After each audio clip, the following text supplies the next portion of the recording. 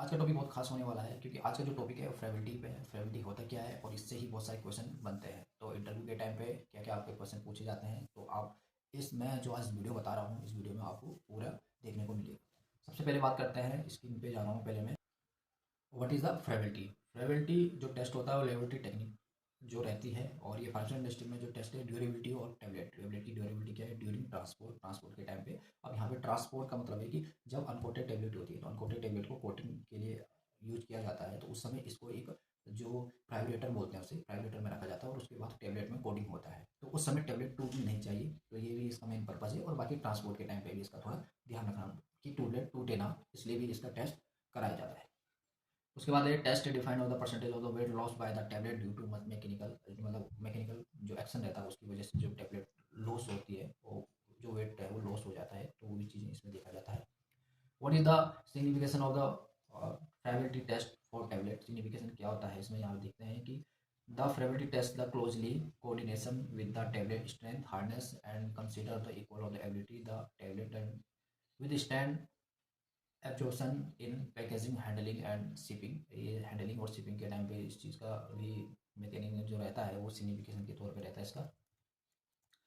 अब है what is the friability test limit? जो टेस्ट लिमिट है अगर हम बात करें एज पर आईपी, बीपी और यूएसपी की, तो जो सभी में दे रखा है वो नॉट मोर देन 1% है। तो इसका ध्यान रखें क्योंकि इंटरव्यू के टाइप पे यही पूछा जाता है। उसके बाद how many tablet are use in friability test? कैसे हम टेबलेटों को कैसे यूज, कितनी टेबलेट यूज करते हैं उसके लिए जो तीनों में चाहे हम आईपी बीपी यूएसपी की बात करें, इसमें लिखा है कि if the average weight of the total if the average weight of the tablet more than 650 mg, यानी 650 mg है तो आपको सीधे इससे ज़्यादा है, मतलब 650 mg से ऊपर है तो आपको सीधे 10 टेबलेट लेनी है और 10 टेबलेट का आप लोग को फ्रेबिलिटी परफॉर्म करना है। लेकिन if the average weight of the tablet 650, यानी अगर एवरेज वेट आपका 650 और लेस यानी 650 और उससे कम है तो आपको 6.5 ग्राम टेबलेट लेनी पड़ती है, यानी सैंपल जो रहेगा टेबलेटों का वो आपको लेना है। एक्यूरेट वेट द टेबलेट और द ड्रम, ये ड्रम में करना है और जो ड्रम रहता है फ्रेबिलिटी को उसमें डालना है और उसके बाद ये 100 टाइम के लिए इसे रोटेट करना पड़ता है। और फिर उसके बाद रिमूव एनी लूज डस्ट। उसके बाद क्या करते हैं, जो टेबलेट होती है उस टेबलेट में अगर कोई जो लूज डस्ट बच जाता है उस डस्ट को अच्छी तरह से ब्रश से क्लीन कर देते हैं और क्लीन करने के बाद उसे क्या करते हैं उसका वेट लेते हैं, तो फिर उसका लॉस पता चल जाएगा कि इनिशियल में कितना वेट था। और ये इसके लिए फ्रेबिलिटी कैलकुलेशन जो है वो कैसे फॉर्मूला है इसका और कैसे इसकी कैलकुलेशन करनी है वैसे हम अच्छी तरह से समझते हैं। परसेंटेज वेट लॉस, यहाँ पे W1 और W2 में जो कर रखा है यहाँ पे W1 W2 में W1 इंटू 100, यहाँ पे जो देखते हैं कि जो W1 है वो इनिशियल वेट है और जो फाइनल वेट है वो W2 है। आफ्टर वेइंग, मतलब यहाँ पे आफ्टर वेइंग आफ्टर फ्रेबिलिटी के बाद में जो है, ठीक है। उसके बाद यहाँ पे बात में करते हैं कि इसके बाद बात करते हैं कि इनिशियल वेट, यानी मैंने एग्जांपल दे रखा है यहाँ पे, एग्जांपल के साथ समझते हैं कि इनिशियल वेट सपोज 6.8212 ग्राम आया है, फाइनल वेट है इसका 6.6935 ग्राम है। तो अगर हम इनका डिफरेंट निकालेंगे तो इसको माइनस इससे कर देते हैं, यानी जो W1 है वो W1 से W2 को माइनस कर देते हैं और यहाँ पे देखना है कि कितना आया हमारा 0.12। अगर ये 0.1277 आया है इसको डिवाइड कर देते हैं 6.8212 से, और 6.8212 जो हो है जो इनिशियल है हमारा, यहाँ पे जो इनिशियल वेट है इंटू 100 डिवाइडेड इंटू 100 कर देते हैं, तो यहाँ पे इक्वल टू में 1.187 आया, यानी जो लिमिट है हमारी वो 1 की लिमिट है लेकिन यहाँ पे 1.87 है। इसका मतलब कि यहाँ पे जो लॉस हुआ वो बहुत ज़्यादा हुआ है, जिस वजह से जो हमारी लिमिट है 1% की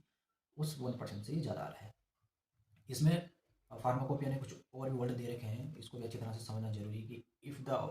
अगर आप क्रेक दिखता है, चिपिंग दिखती है, ब्रोकन टेबलेट इस टाइप से कोई प्रेजेंट दिखता है सैंपल ड्यूरिंग जब टम्बिंग होगा तो आपका सैंपल फेल है, ठीक है। अगर आपको लगता है कि क्रेक आ रही है टेबलेट में या फिर चिपक रहा है आपस में, टूट रही है, तो अगर इस टाइप से अगर आ रही है टेबलेट में तो उस समय लॉस नहीं देखना है, उस समय सिर्फ ये देखना है कि अगर टेबलेट टूटेगी इट मीन्स ऑफ फ्रेबिलिटी आपका फेल है। लेकिन उसमें एक और चीज़ें दे रखा है कि test if the size of the tablet irregular terming, अगर आपको लगता है कि जो टेबलेट के शेप और साइज जो शेप है वो अगर प्रॉपर ढंग से नहीं हो पा रहा है, मतलब इरेगुलर टर्मिंग नहीं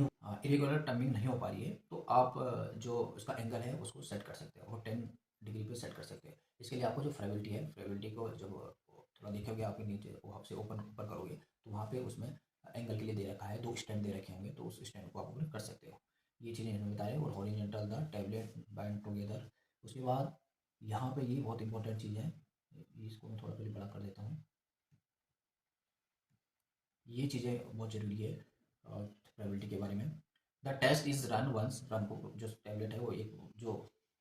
द टेस्ट इज रन मतलब जो टेस्ट है उसको एक ही बार रन करना है। इफ ऑब्जेक्ट क्रेक, अगर आपको लगता है कि क्रेक हो रहा है, ब्रोकन हो रहा था, क्ले हो रहा है, ये सब चीज़ें अगर प्रेजेंट है टेबलेट में आफ्टर टर्मिंग मतलब घूमने के बाद ऐसा कुछ हो रहा है तो the sample is the test fail होता है, मतलब जो सैंपल होता है वो फेल होता है। यहाँ पे दे रखा है कि अगर ये चीज़ें दिखती है टेबलेट में तो फेल है। इफ दैट, इसके बाद है it the result are difficult to the interrupt और इन द वेट लॉस, यानी अगर देखते हैं कि कैलकुलेशन करने के बाद वेट लॉस हो रहा है तो उसके बाद यहाँ पे जो ऑब्जेक्शन है कि loss if greater than the target, जो टारगेट वैल्यू है, टारगेट वैल्यू हमारी 1% की है, और तो if the repeat target value हमारी 1% की है तो द टेस्ट इज रिपीटेड, और टेस्ट को 2 बार रिपीट, यानी जब टेबलेट को एक बार हमने यूज़ किया और उसके बाद लगा हमारा कि वेट जो है वो वेट लॉस हो रहा है तो उसके बाद आपको 2 टाइम और करना है। यहाँ पे लिखा है रिपीटेड ट्वाइस, और जो 2 टाइम और आपको प्रोबेबिलिटी परफॉर्म करनी है। उसके बाद मीन ऑफ द 3 टेस्ट, यानी जो एक टेस्ट पहले का है और 2 टेस्ट जो बाद में लगाने हैं, इन टेस्टों का जो भी सभी का मीन निकालना होता है, और जो मीन होता है तीनों का यहाँ पे लिखा है obtain for the single test for the from the mean of the 3 test, यानी जो टेस्ट हैं सिंगल सिंगल करके 3 टेस्ट लगाने हैं, और उन एक तो टेस्ट पहले से ही है हमारे पास और 2 जो बाद में लगाने हैं, उन तीनों का एवरेज निकालना पड़ता है, और जो एवरेज है उन तीनों का वो यहाँ पे नॉट ग्रेटर देन 1.0% से ज़्यादा नहीं होना चाहिए। यानी अगर आपने शुरू में लगाया और आपका आया 1.1% और उसके बाद जो 2 और लगाने हैं उसमें आया है 0.98% और तीसरा आया है 0.92%, तो अगर हम इस तीनों का हम एवरेज निकालेंगे तो एवरेज जो है वो 1% से कम होता है। अगर 1% से एवरेज कम हो रहा है तो इसका मतलब वो जो टेबलेट है यानी जो टेस्ट है हमारा प्रोबेबिलिटी टेस्ट वो पास है। लेकिन अगर इससे ज़्यादा आता है, 1% से भी ज़्यादा आता है अगर तीनों का मीन निकालने के बाद, तो वहाँ पे वो टेस्ट फेल माना जाएगा। ये जो रेफरेंस है वो यूएसपी का है, तो यूएसपी या आईपीवीपी ये सभी में ये चीज़ें दे रखी है। आप जरूर एक बार जब आईपी यूएसपी देखोगे तो आप इस चीज़ का ध्यान रखें, इसको अच्छी तरह से समझें, क्योंकि इंटरव्यू के टाइम पे ये चीज़ें पूछी जाती हैं और खासकर बिगनिंग को तो ये पता होना ही ज़रूरी है। वैसे तो सभी को पता होना चाहिए, लेकिन जो ये करंट में इंटरव्यू की तैयारी कर रहा है उन्हें ये चीज़ें पता होनी चाहिए। ठीक है, बाकी ये यूएसबी में जो दे रखा है ये डायमीटर है कि इसमें डायमीटर कितना होना चाहिए, क्या ये तो आपको फ्रेबिलिटी का जो चैप्टर है यूएसबी में आपको मिल जाएगा, और उससे आपको क्या है कि और भी चीज़ें नॉलेज मिल जाएगी। तो ये एक वीडियो था जिसके माध्यम से मैंने आपको फ्रेबिलिटी के बारे में आपको बताया। आपको किस और टॉपिक पे अगर वीडियो चाहिए तो आप मेरे को कमेंट में जरूर लिखें, मैं आगे कोशिश करूँगा कि इसमें और भी वीडियो बनाऊँगा।